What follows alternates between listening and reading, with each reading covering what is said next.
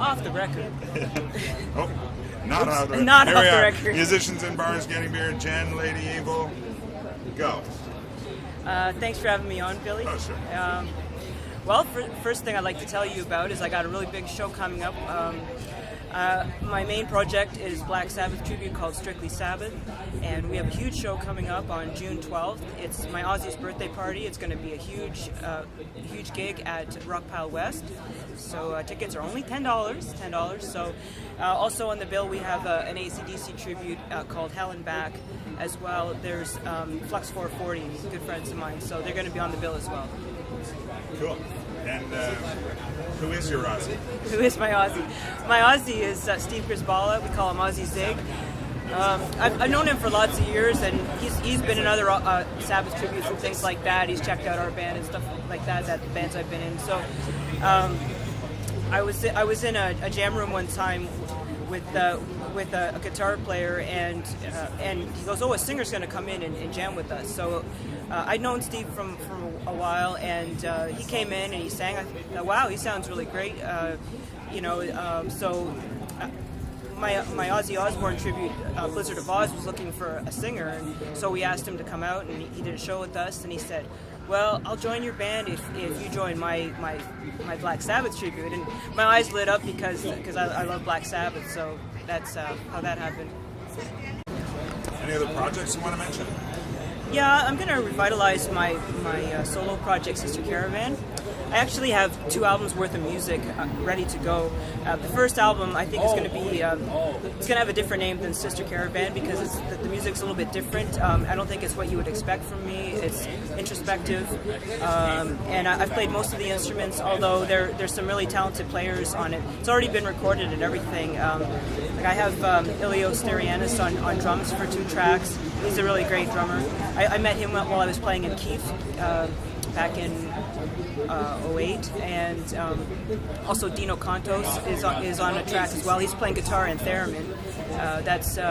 Dino used to be Dino used to be in a Black Sabbath tribute back in the old days when Black Sabbath was still around, and it was called Paranoid. But more recently, he was in this band called Coda. And so for Sister Caravan, I'm just going to be getting some. I just need to get some more girls in the band because it's a power trio. So what I'm going to be doing is I have a couple girls in mind, but I'll also be looking for a guitar player and a female drummer to fill the role for that. All right, Jenn, so what are you working on lately? I got a couple things on the go right now. Doing some collaborations. Like doing an online collaboration with a guitarist named Phil Jakes in the States. He does a whole wide variety of songs, fingerstyle picking, and but he did some Sabbath as well, and he's featured on this album that was given to Tony Iommi called The Great Lefty. It's a tribute to Tony Iommi. So a song that I worked with him was actually on cello, and so he did Spiral Architect. And so I surprised him one day, and I threw some cello on it, and I sent him a media file, and I said, "Here, check this out." I said, "I also play cello," and he said he liked it, and so he put it up there. So that's floating around on the internet as well. Sure, that goes great with fingerstyle. As well, I'm doing another cello collaboration with. Actually, it's not a collaboration. I'm guest appearing on an upcoming album from Old Time Moonshine. Their latest album. They're a local Toronto doom band, and I'm going to do a cello song on their album as well coming up. Cool. Anything in the past that you want to talk about, recording-wise? Recording-wise, okay. Yeah, I've recorded with lots of people. Recorded with the Blackness. That's my bass line on No Tomorrow. That we recorded that with Glenn Drover. I think Maxwell told you that a few weeks ago there. I'm also on the track Tall, but they have a new bass player now. Back in 2001, I was in a band called Visions of the Night. It's a extreme heavy metal band, and I played bass as well as death metal cello on that. So, and then I came back for the 10th anniversary of that album as well. Funny stories? Funny stories. I think Black Sabbath tributes are a great way to meet people. One of my besties is Neil Mellors, and I met him in a Black Sabbath tribute about 7 years ago. I was in this band that had rotating members, and so he was going to be the fill-in drummer for this gig in New Brunswick. And so we met for a quick jam, and then we got in the car together, and he drove us all the way to New Brunswick to Moncton in one shot. And so imagine you meet someone for 2 hours, and then you're stuck in a vehicle with them for 19 hours. It's like sometimes people bemoan something like that, but no, it was funny because he said, okay, we're going to leave at 7 p.m. and we're going to arrive in the morning. And I was worried because I don't know this guy, and we're driving in a vehicle, and I thought, what if he falls asleep? You know, it's a long way. I've never been to Moncton before. So we're driving away, and we stop and get Timmy's coffee at regular intervals, and I'm making sure I'm extra chatty with him, because sometimes I'm quiet, sometimes I'm chatty. Yeah. Making sure I'm extra chatty so he doesn't fall asleep. So I'm nattering in his ear the whole way. Nah, nah, nah. And so we make it all the way through the night. We make it into New Brunswick. We're about an hour away from our destination, and he says, oh, well, let me just play you some of my old stuff, and you can tell me what you think of it. So as soon as he puts on his CD from Smear, I instantly pass out.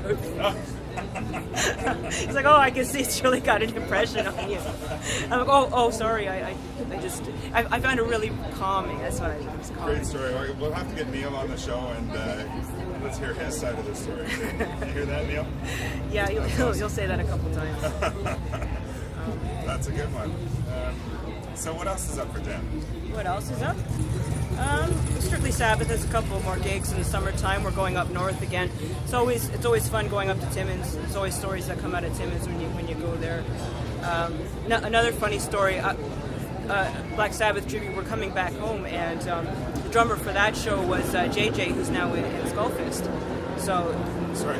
Oh, JJ Tartaglia. Yeah, from Skullfist. So. Yeah. So I was driving a pickup truck with my gear his gear and a few of my things. Oh yeah, and my Ampeg was in the back of the cab, so he was all squished up in the front like this for 800 kilometers. So he was really pleased about that. But on the way home, I don't know, for any musician who's gone up there, you can either take Highway 11 to the North Pole and turn left, or you go up this Highway 144, and they got the sign "No gas for 100 kilometers." And it's up in mining country, and it's really deserted up there, right? And the road's in really bad condition because it's train tracks and there's bumps and it's not very well maintained. So we're coming back home from Timmins, and him and I had a disagreement about something in regards to the band, and I got so pissed off.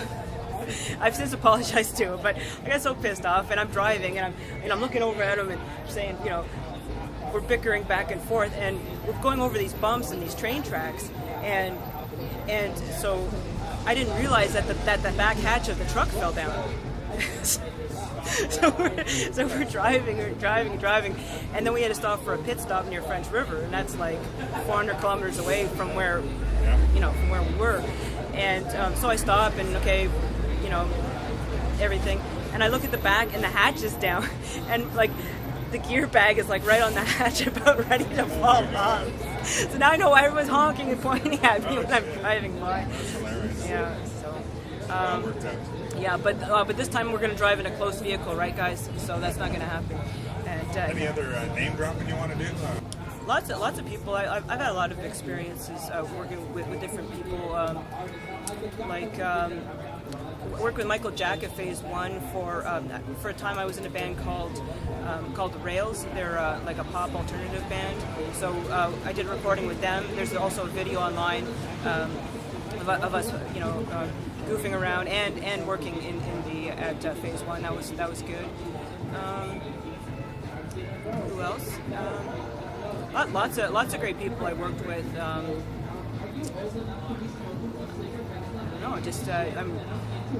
I'm glad to know a lot of people, and they're really good to work with. Well, it's true. I've seen you in a lot of different shows and with a lot of different people. Yeah, I like to call you a jobber or anything like that, but it's that's not a bad word. Yeah, I've worked with Al Riley's Catalyst a couple times. Chris Hume, the bass, his regular bass player, he's a super guy. You know, we help each other out when we need substitutes and stuff like that. Yeah. And that's been an issue with James Halcock was going to come here today too, and he posted that just recently. It was a great thread, reading people's different opinions on substitutes and how you work together and that sort of thing. And yeah, I've noticed that you take to that very well. Yeah, James is a great guy too. I'm looking forward to having his AC/DC band on the bill on the 12th for sure. And Earl Johnson getting back to Catalyst. He's a really great guy to work with, and I was so blessed on one of my birthdays. I was subbing in Catalyst down in Etobicoke, but Earl also needed a sub as well because he had a Moxie gig the same night. So it was that whole night was like rotating musicians. And Chris was saying Chris was going to be late. He had a Floyd Factory gig, and so I was going to do set 1 and 2. Earl was going to come in and do set 2, and so there was no guitarist. Well, Frank Cosentino comes in, and so on the second set, I've got Frank on my left and Earl on my right, trading blues licks, and blues isn't my forte. That's something I really need to work on. Yeah, so Frank goes, okay, let's play this song. Here are the chords, blah blah blah, and just go. Okay, go. And so I'm watching him, and I'm in awe of Frank on one side, and then Earl on the other side. I forget what song we were playing now, but it was so terrific playing it. Favorite places to play? Favorite places to play. Well, I played here back in '98. Yeah, Horseshoe. In a band called Machu Picchu. We did that Tuesday night thing. I think they still have the Tuesday night thing going on. I played in Scarborough an awful lot. I used to like playing. Oh, it's down this way. No, that way. It's the zoo, but now it's a Shoppers Drug Mart. So I guess you're not playing there anymore. I like Spot 1 in Brampton. Joe's always really accommodating up there. Joe Pinto. He's a nice guy. Rock Pile, you played that many times? Yeah, Rock Pile. Yeah, Jake's like my brother, Jake the Sound Man. Like, go bowling with him all the time. Yeah, the Tuesday night bowling. Yeah, I'm so happy that he's going to be a sound guy, and he's recorded me several times. Also over down there where the Big Bop used to be. Played all the levels of that place as well. Rest in peace, Rock. But. Yeah, the Rock Pile East was pretty good too, but I'm a West End person, so I like playing out there. All right, well, thanks for being on Musicians in Bars, Getting Beer, and let's have a cheers. Cheers. All right, thanks, Jenn. Take care.